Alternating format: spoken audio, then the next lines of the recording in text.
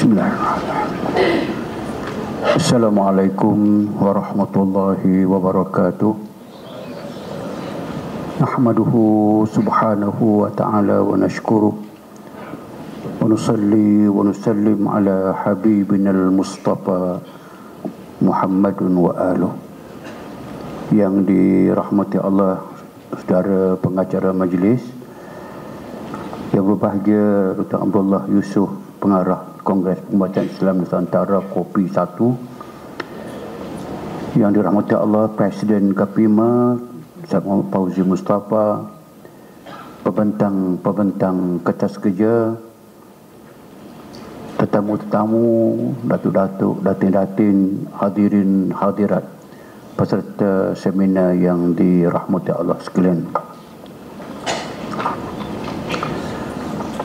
Walaupun ada kertas yang saya sediakan ala kadar, pembentang ucapan dasar ini akan mengambil sebahagian sahaja daripada kertas itu, dan banyak penambahan-penambahan yang sesuai dengan perjumpaan kita pada pagi ini.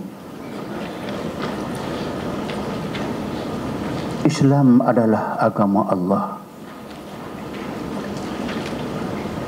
celupan Allah. Siapa lagi yang lebih cantik celupannya daripada Allah Subhanahu wa ta'ala? Sibghatullah, wa man ahsanu sibghah wa nahnu lahu abidun. Celupan Allah. Dan siapakah yang lebih baik cantik celupannya daripada Allah Subhanahu wa ta'ala? Dan kita kesemua tunduk beribadat kepadanya. Islam sempurna. Al-yawma akmaltu lakum dinakum wa atmamtu alaikum ni'mati wa raditu lakumul Islam madina. Hari ini aku sempurnakan bagimu, wahai Muhammad, agamamu Islam. Aku lengkapkan nikmatku kepadamu, dan aku reda Islam itu menjadi agama ikutanmu. Kalau begitu, mana mungkin Allah tidak menyediakan suatu sistem untuk merawat manusia?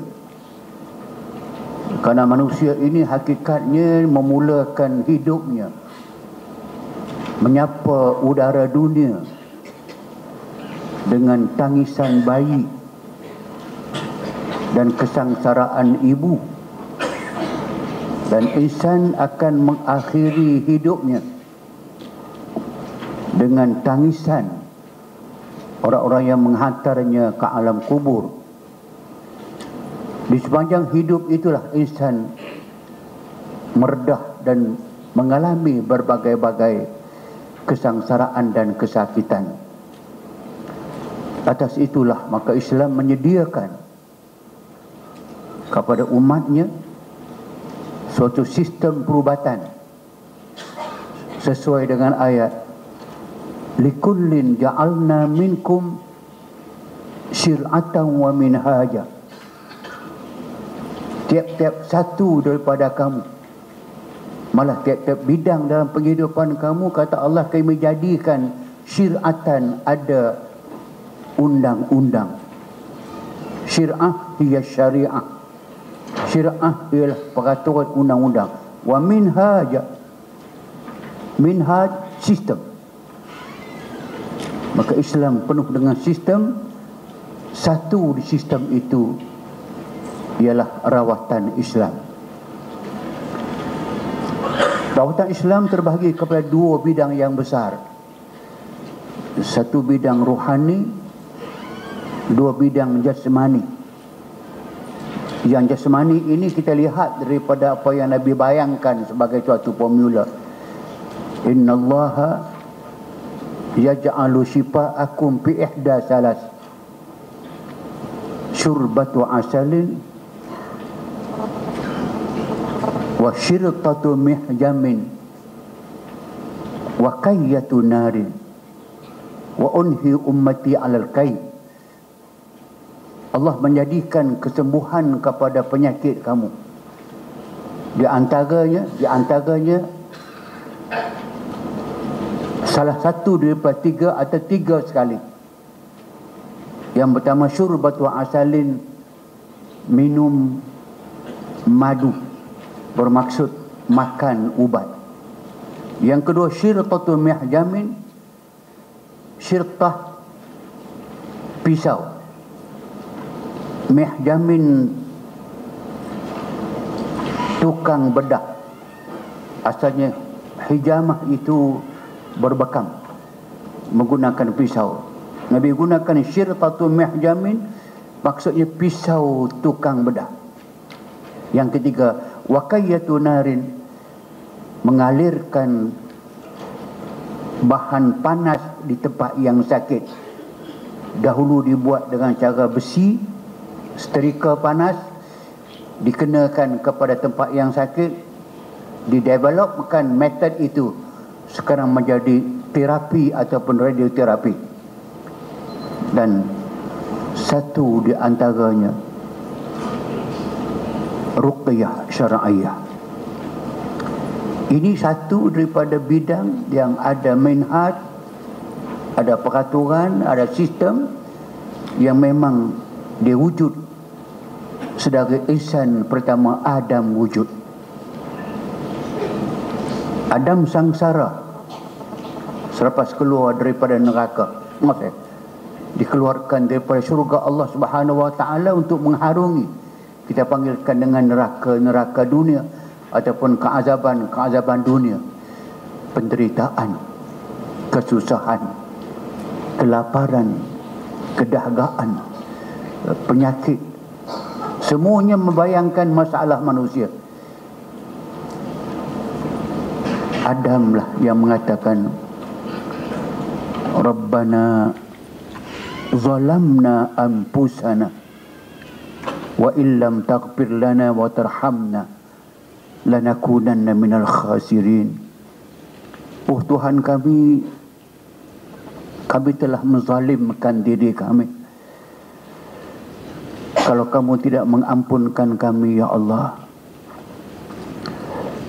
tidak kasihani kami ya Allah, pasti kami termasuk dalam golongan yang paling rugi. Kerugian satu masalah, kezaliman satu masalah. Kesemuanya dapat ditangani dengan ruqyah syar'iyah. Maka ini satu bidang yang saya rasa tidak sangat diketahui umum, melainkan kita, orang-orang yang diberi Allah Subhanahu wa taala kesempatan untuk mengenali dan mengamalkan sistem ini.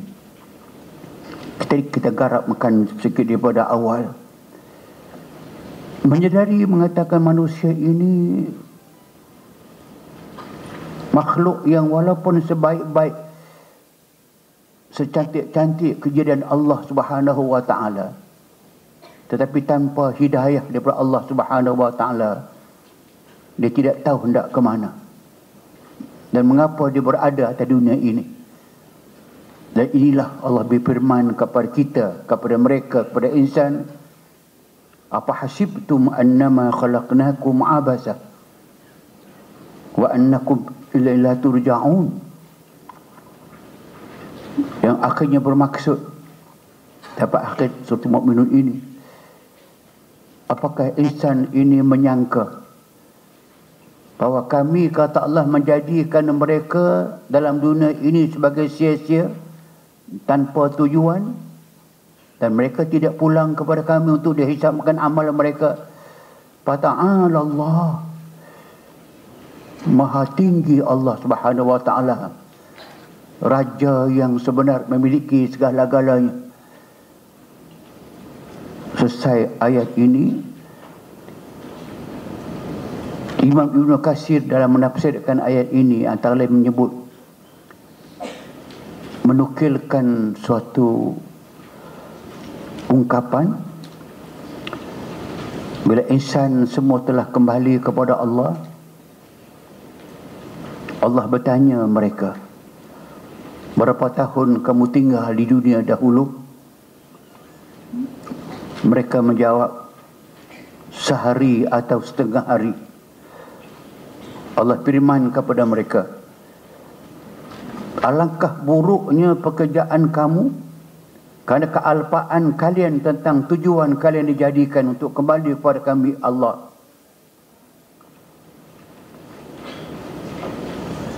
Ayat ini telah digunakan oleh Ibnu Mas'ud untuk dibaca kepada seorang yang berpenyakit kronik di zaman Nabi, dan penyakit itu sembuh dengan segera. Orang bercerita tentang kehebatan Ibn Mas'ud menggunakan apa hasibtum itu sampai kepada junjungan besar Rasulullah SAW. Rasulullah telah berjumpa Ibn Mas'ud atau terjumpa. Nabi tanya dia, apakah yang telah kamu baca kepada pesakit yang dikatakan kepada aku telah sembuh segera? Ibn Mas'ud menjawab, saya baca di telinganya, apa hasibtum annama khalaqnakum abasa. Sampai habis ayat. Situlah Nabi telah bersabda, lau qara'a hadha rajulun muqin wa huwa ala ra'si jabalin nazala, atau kama qala sallallahu alaihi wasallam. Ayat yang aku baca itu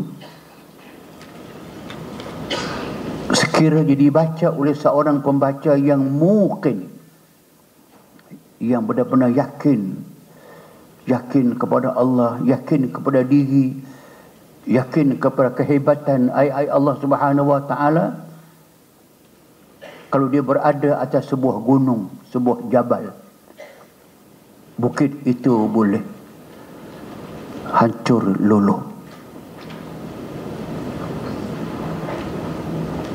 Hebatnya ruqyah, sehebat hadis Abu Sa'id Al-Khudri, seorang sahabat telah membaca hanya Al-Fatihah sahaja ke atas Sayyidul Qaum, ketua kaum yang disengat kala jengking. Habis bisa, tawar bisa, dan sembuh segera.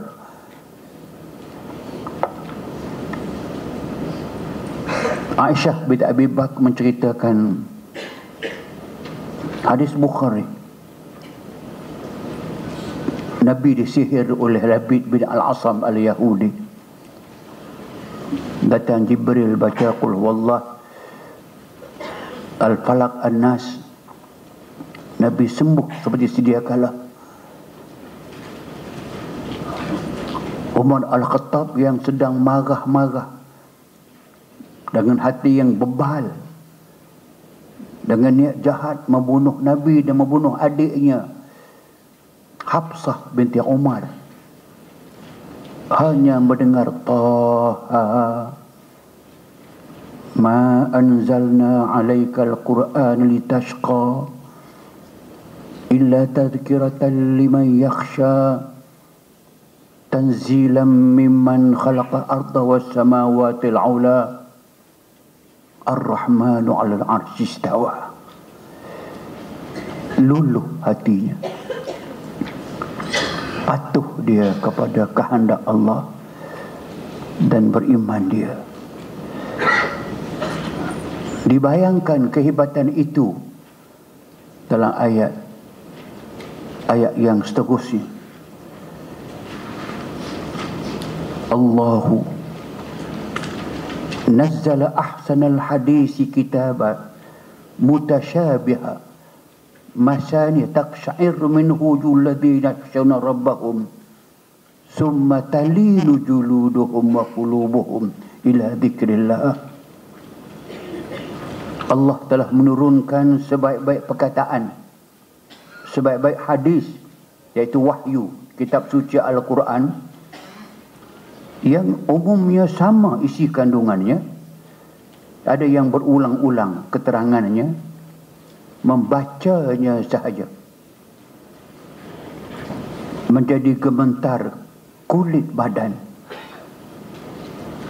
orang yang takut kepada Tuhan mereka. Kemudian kulit badan mereka menjadi lembut serta tenang hati mereka sewaktu membaca ayat-ayat Allah. Kitab suci itulah sebagai hidayah Allah. Allah memberi hidayah melalui Al-Quran itu kepada siapa yang dikehendakinya. Ingatlah, sesiapa yang memilih jalan sesat, maka tidak ada siapa pun yang boleh beri hidayah kepadanya selain Allah Subhanahu wa taala. Mungkin itulah Allah ingatkan kita dalam Al-Isra ayat 82. Wa nunazzilu minal Qur'ani ma huwa shifaa wa rahmah lil mu'minin wa la yazidu zalimina illa khasara. Dan kami turunkan Quran itu berperingkat-peringkat yang dalamnya ada syifa, ada penawar, ada kesembuhan, dan ada rahmah bagi orang yang beriman, dan tidak ada bertambah kebaikan kepada orang yang zalim, melainkan hanya rugi sahaja. Bukan sahaja ayat Allah Subhanahu wa taala itu mempunyai kesan yang ketara dalam menghadapi penyakit atau menyelesaikan masalah ummah dengan rahmah tadi, malah kata-kata yang keluar daripada mulut, lidah junjungan besar kita Muhammad sallallahu alaihi wasallam boleh merubah keadaan yang amat negatif kepada amat positif. Ibnu Abbas menceritakan seorang pengubat jahiliyah namanya Damad datang ke Mekah. Orang beritahu dekat dia, di Mekah sekarang ada seorang gila, kena penyakit gila. Kamu terkenal seorang yang boleh mengubat penyakit gila, bolehkah tidak kamu pergi tolong ubatkan seorang yang sedang gila di Mekah? Orang yang gila itu nama dia Muhammad. Damad kata, aku telah banyak menyembuhkan orang-orang yang penyakit gila. Tunjukkan aku mana orang gila itu, aku nak ubat dia. Tuhan aku akan sembuhkan dia dengan usaha aku. Dia berjumpa dengan Nabi. Dia tanya Nabi, kamukah Muhammad? Ya. Kamukah yang kena penyakit gila? Muhammad jawab kepadanya, Innal hamdalillah nahmaduhu wa nasta'inuh man yahdillahu fala mudhillalah wa man yudlil fala hadiyalah wa ashhadu an la ilaha illallah wahdahu la syarikalah wa ashhadu anna Muhammadan abduhu wa rasuluh. Qala faqala a'id alayya kalimatik haula fa'adahunna alaihi salasa marrat. Dia dengar kata-kata tadi, dia minta Nabi ulang balik kata-kata itu. Nabi ulang sebanyak 3 kali. Faqala, Damad jawab, laqad sami'tu qawlal kahana wa qawlas saharah wa qawla syu'ara fama sami'tu misla kalimatika haula. Aku dah mahir mendengar kata-kata yang keluar daripada tukang-tukang tenung, tukang-tukang rawat, ahli-ahli sihir, penyair-penyair handalan, tapi aku tidak pernah mendengar kata-kata yang macam kamu sebut tadi. Walaqad balagna qa'usal bah. Dia mendalam Kata-kata mendalam, menusuk sampai kepada dasar lautan. Bakalah akhir dia berkata, hati adat ubayu'ka al-Islam babayah. Akhir dia menyerah kalah. Hulurkan tanganmu wahai Muhammad. Nabi hulur, aku berbai'ah denganmu. Kamulah Nabi yang sebenar, Allah yang sebenar. Siapa yang gila? Dia gila kah? Muhammad kah yang gila? Itu dia kehebatan ruqyah yang kita sebutkan di hari ini. Ruqyah mempunyai suatu khazanah ilmu pengetahuan yang asli, yang asil, yang ditinggalkan dan tertinggal, yang telah lama berkhidmat kepada alam manusia. Contoh, nak melihatkan kehebatan ruqyah ini dan bagaimana nak memartabatkannya. Nabi pernah merawat, tapi Nabi bukan seorang perawat. Hanya menunjuk, meletakkan asas-asas syar'i agar umatnya akan mengambil cara itu sebagai satu daripada kaedah rawatan. Kerana Nabi pernah merawat untuk tunjuk contoh. Ulama Islam telah menulis kitab atas nama tajuk dia At-Tibbun Nabawi, rawatan Nabi. Terdapat yang dapat dikesan ada 143 orang ulama telah menulis kitab tajuknya At-Tibbun Nabawi. Di antara banyak-banyak nama yang saya sebut sebahagian saja: Abu Bakar As-Sunni, Abu Naim Al-Asfahani, Muhammad Ibrahim Al-Ansari, Al-Hafiz Sudi Az-Zahabi, Ali Abdul Karim Al-Himawi, Muhammad As-Sabti Az-Zainabi, Al-Habib Ad-Nisaburi, Ibn Asim, Abdul Malik bin Habib, Abdul Hasan Abi bin Musa Ar-Rida, Ridauddin Al-Maqdisi, Abdul Abbas. Semuanya nama-nama besar yang telah mengarang masing-masing atas nama kitab At-Tibbun Nabawi. Satu yang terkenal sampai kepada kita, At-Tibbun Nabawi oleh Ibn Qayyim Al-Maqdisi. Seorang penulis terkenal tanah air kita, nama Abdullah Al-Qari Haji Saleh Al-Aqas, telah menulis sebuah kitab nama dia Ensiklopedia Unggul, Doa Hajat Jampi Mujarab, Segala Penyakit Tanpa Ubat. Saya tengok, saya buka, dia 802 halaman dengan merakamkan bahan-bahan rujukan kepada buku satu itu saja. Ada 245 buku rujukan tentang ruqyah Islamiyah. Di maktabah-maktabah dunia Islam bertimbun, berjela, berlungguk banyak buku-buku yang ditulis oleh ulama Islam yang dahulu sampai sekarang dengan berbagai-bagai judul yang kesemuanya merujuk kepada ruqyah. Malah kitab nama Ruqyah Syar'iyah sahaja yang sampai ke saya, di tangan saya ada 14 orang yang menulis kitab Ruqyah Syar'iyah. Yang lain penuh dengan cerita-cerita perubatan ruqyah ini. Terkini ataupun yang terakhir saya berjumpa seorang penulis Islam bernama Abul Barra Usamah bin Yasin Al-Ma'ani, baru menghasilkan 12 jilid buku pengubatan Islam ruqyah dengan judul-judul yang berasingan tapi mesej yang sama. Juzuk 1, Fathul Haqqul Mubin fi Ahkamir Ruqa, 508 halaman. 2 As-Sar' wa Sih wal Ain ada 420 halaman. Al-Jin wa Syaitan ada 187 halaman.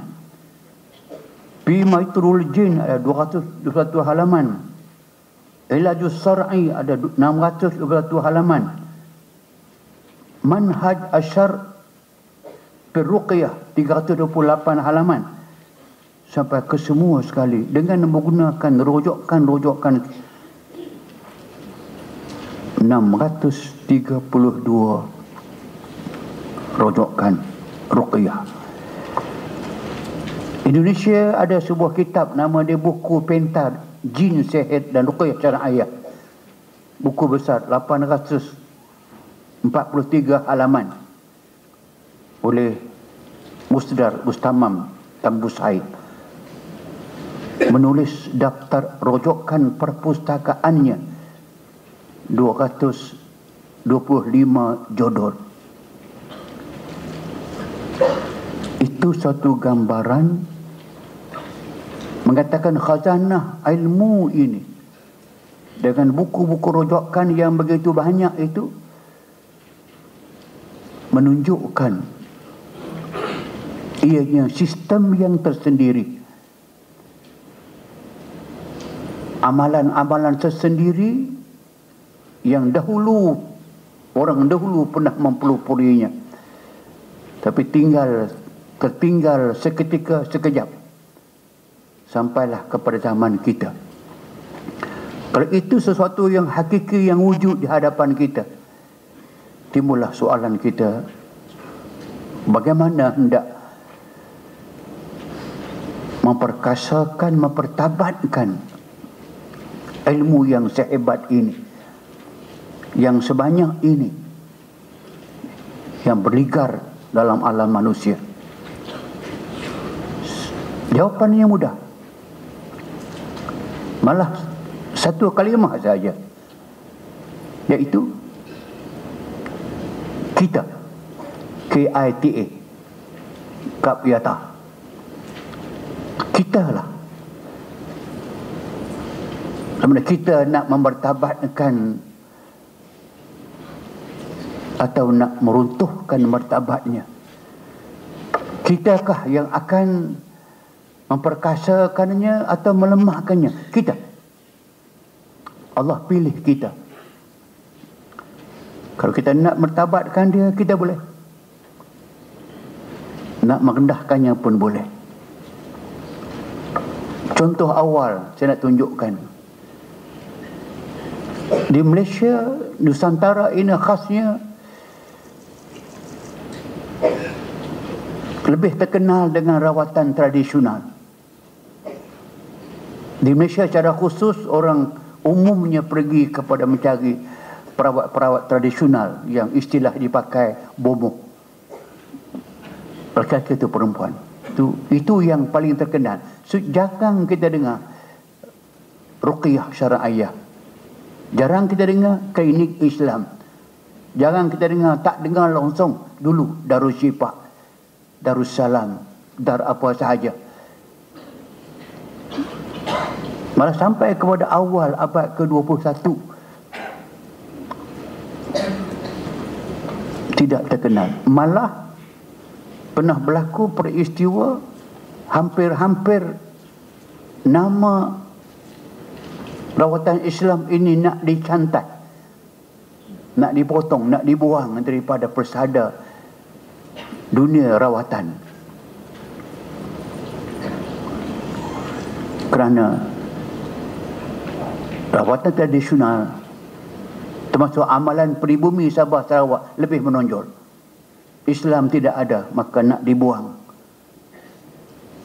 Berkat usaha semua orang, akhir nama itu wujud, diwujudkan balik, diterima pakai semula. Barulah nama rawatan Islam itu digilap, timbul balik, diamal balik dan tumbuh sekarang begitu subur. Boleh dikatakan bahawa di mana-mana pun orang tahu dah ada rawatan Islam dengan nama yang berbagai-bagai. Artinya kita ejen, kita duta, kitalah orangnya sama ada nak menunjukkan minat kita, sikap kita ke arah nak memartabatkan ini ataupun sebaliknya nak meruntuhkannya. Maka saya ada saranan-saranan yang boleh dipikirkan seterusnya bagi memperkembangkan, memartabatkan rawatan Islam ini. So, yang pertama, dia dimartabatkan dengan ilmu. Hendaklah semua perawat Islam yang terlibat dengan yang nama dia kerja-kerja untuk meletakkan rawatan Islam ini ke hadapan, mesti dengan ilmu. Ilmu tidak cukup dengan buku, mesti dengan berguru. Guru yang muktabar itu amat membantu kita mempunyai khazanah ilmu yang betul. Saya sebut tadi sebagai besar buku rujukan yang ada dalam ilmu ruqyah ini Arab. Kena ada usaha untuk memilih buku-buku yang hebat-hebat, buku-buku yang ada guna segera kepada masyarakat, diterjemahkan, disibarkan. Dan pengarang-pengarang yang ada kebolehan untuk menulis buku, buatlah buku sebanyak-banyaknya. Kerana kita nak dedahkan kepada masyarakat, nak bentang kepada masyarakat, nak habar kepada masyarakat, ini Islam.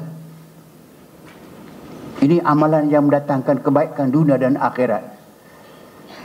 Itu dengan terangkat martabat ilmu itu, maka akan terangkatlah ruqyah Islamiyah.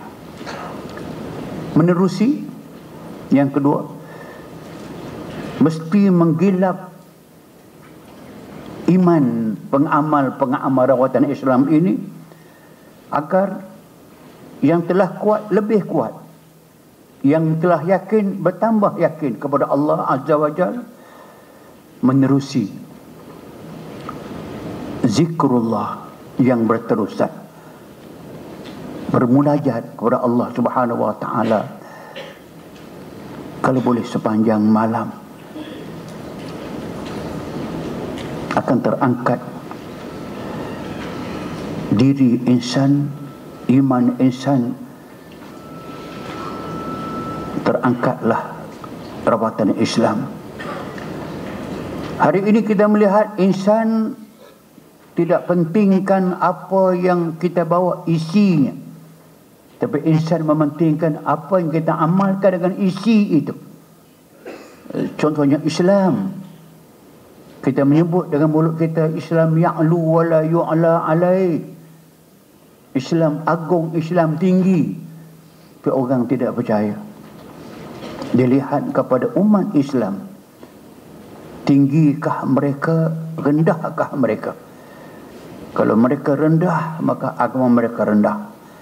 Seorang melihat kepada amalan kita, sama rawatan Islam, orang tahu dia baik, tapi kalau kita beramal dengan amalan yang rendah nilai, maka dengan sendiri kita menarik turun ruqyah itu menjadi hina dan rendah. Perawat Islam adalah hamba yang dhaif, boleh dikuatkan, ditinggikan dengan pergantungan mereka kepada Allah Subhanahu wa taala, dengan penuh keyakinan dengan pertolongannya. In tansurullaha yansurkum wa yusabbit aqdamakum. Kalau kamu tolong memartabatkan agama Allah, syariat Allah, manhaj Allah, termasuk rawatan, Allah akan tolong kamu dan menegakkan pendirian kamu. Berilmu dengan pengetahuan yang hak, yang benar, yang sahih. Semakin banyak ilmu kita miliki, yakin dengan janji Allah, yarfa'illahu alladhina amanu minkum walladzina utul ilma darajat. Allah akan mengangkat orang yang beriman di kalangan kamu dan orang-orang yang diberi ilmu pengetahuan kepada mereka bertingkat-tingkat, berderajat-derajat yang tinggi, kata Allah. Yu'til hikmata man yasha wa man yu'tal hikmata faqad utiya khairan katsira wa ma yadhakkaru illa ulul albab. Akan dikurniakan hikmah ilmu yang berguna liman yasha, kepada orang yang Allah Ta'ala kehendaki. Sesiapa yang telah dianugerahkan ilmu itu kepadanya, dia telah mendapat kebaikan-kebaikan yang amat banyak. Keenam, berpegang dan sentiasa bertaut dengan sumber-sumber ajaran Islam yang sah, terutamanya Quran. Dengan lain bahasa, perbanyakkan sebanyak-banyaknya menggunakan ayat Quran dalam ruqyah dan sunnah. Sebanyak yang mungkin dihafal ayat-ayat Quran, ayat ruqyah, hadis-hadis ruqyah, kerana kalau Quran dan hadis yang sahih, la ya'tihil batil min baini yadayhi wala min khalfih tanzilun min hakimin hamid. Tidak ada sebarang kebatilan dalam Quran, sudut mana pun, cerita di hadapan, cerita di belakang, cerita kanan, cerita kiri, cerita atas, cerita bawah, la ya'tihil batil. Tak ada sebarang kebatilan.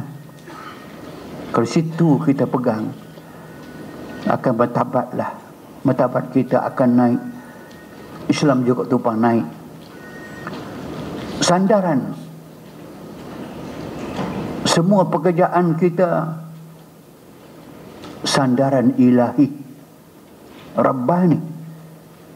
Dan sandaran seperti ini tidak akan tersasul, tidak akan tergelincir, kerana pegangan mereka itu amat utuh. 9. Perawat-perawat Islam yang hendak mempertabatkan rawatan ini, ingatlah kita menjadi model, contoh terbaik kerana membawa nama besar rawatan Islam. Kalau baik amalan kita, terjulanglah dia. Kalau tercemar amalan kita, tercemarlah Islam yang kita bawa. 10. Matlamat utama semua perawat kita adalah untuk mendapat mardatillah,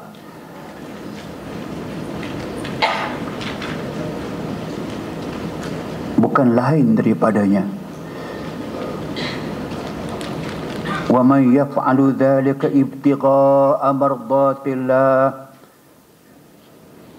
fasawfa yu'tihi ajran 'azima.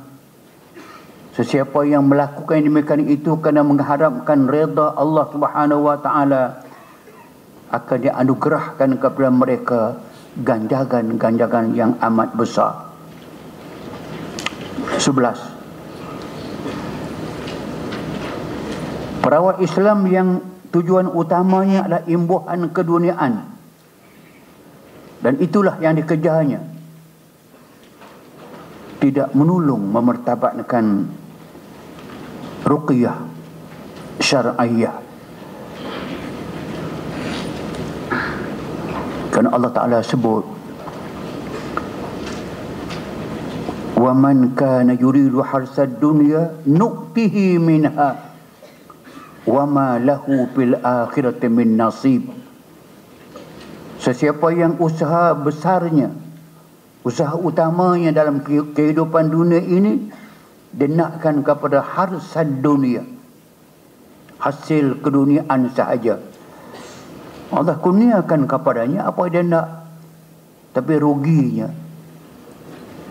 tidak mendapat redha Allah di akhirat. Mereka tidak mendapat sebagai habuan yang baik daripada Allah Subhanahu wa taala. Seterusnya, jangan sekali-kali mencampur adukkan amalan rawatan Islam ini dengan amalan-amalan tradisional yang lain yang mungkin bertembung antara hak dengan batil.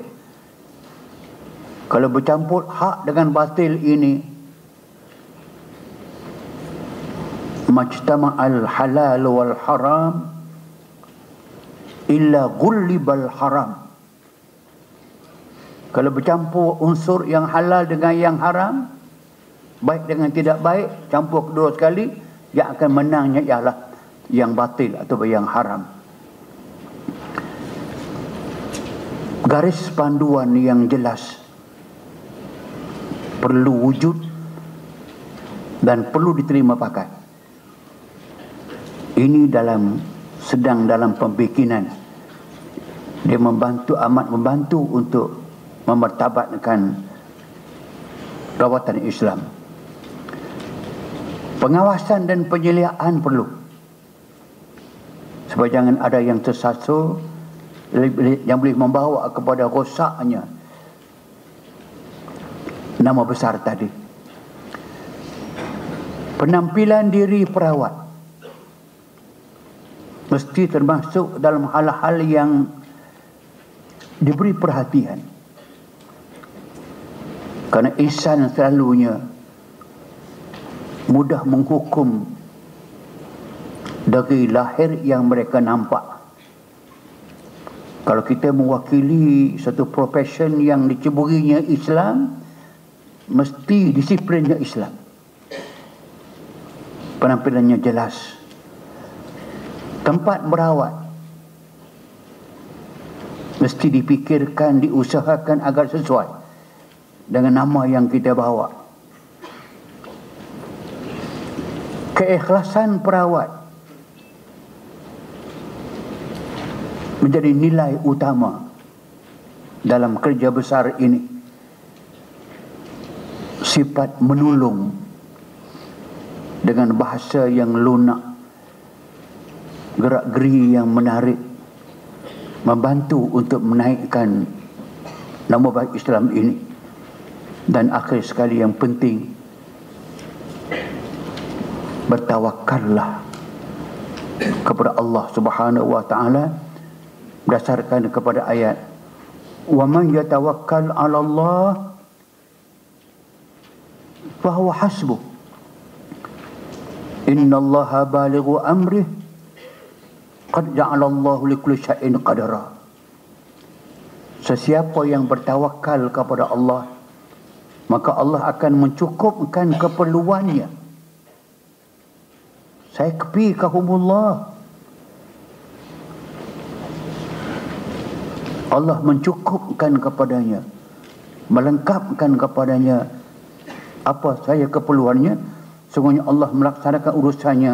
Allah tidak pun menetapkan dan Allah telah pun menetapkan ketentuan ke atas setiap sesuatu. Atas panduan-panduan yang sebegitu, kita mengharapkan Allah Subhanahu wa taala membantu kita dalam menjalankan kerja besar ini, agar dapat kita menunaikan amanah dengan baik dan nama Islam terbela. Penutup, rawatan Islam Ruqyah ini adalah salah satu bidang dari bidang-bidang rawatan Islam yang dipurpuri oleh para rasul pada mulanya. Pembantu-pembantu rasul dahulunya Hawariyun, zaman Nabi kita sahabah dan para ulama, hingga ke zaman kita ini terus menerus diamalkan atas pegangan wa nunazzilu minal qur'ani ma huwa shifaa wa rahmah lil mu'minin. Seandainya rawatan Islam ini diamalkan seperti yang disyariatkan Allah dengan mematuhi segala piawaiannya, maka martabatnya akan terangkat tinggi, mengatasi segala jenis rawatan ruqyah yang lain. Kerana ruqyah Islamiyah sifatnya Rabbani. Rabbani sifatnya lengkap, sempurna, kokoh dan kuat. Sedangkan yang lain sifatnya insani. Insani sifat aslinya lemah, longlai dan tidak berdaya. Maka mencuburi bidang ruqyah Islam dengan niat yang ikhlas untuk memartabatkan Islam akan dimuliakan oleh Allah dan dimartabatkannya. Kalau kita tinggal Islam, tinggal nama ruqyah Islamiyah, Allah akan menghinakan kita. Ini yang Umar Al-Khattab radhiyallahu anhu telah menyebut semasa penerimaan anak kunci Baitul Maqdis dahulu. Umar pernah menyebut ketika itu, Inna Allah azzana bil Islam wa mahma nabtaqil izzah bighairi ma a'azzana Allah adallana Allah. Yang bermaksud sesungguhnya Allah telah memuliakan kita dengan Islam itu. Apapun yang kita ikut Islam, Allah akan menghinakan kita.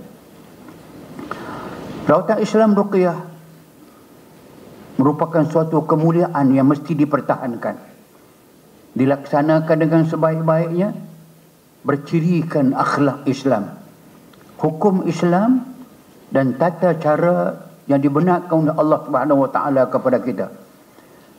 Sekiranya ini dilakukan, maka akan perkasalah dia, bersandarkan kepada in tansurullah yansurkum.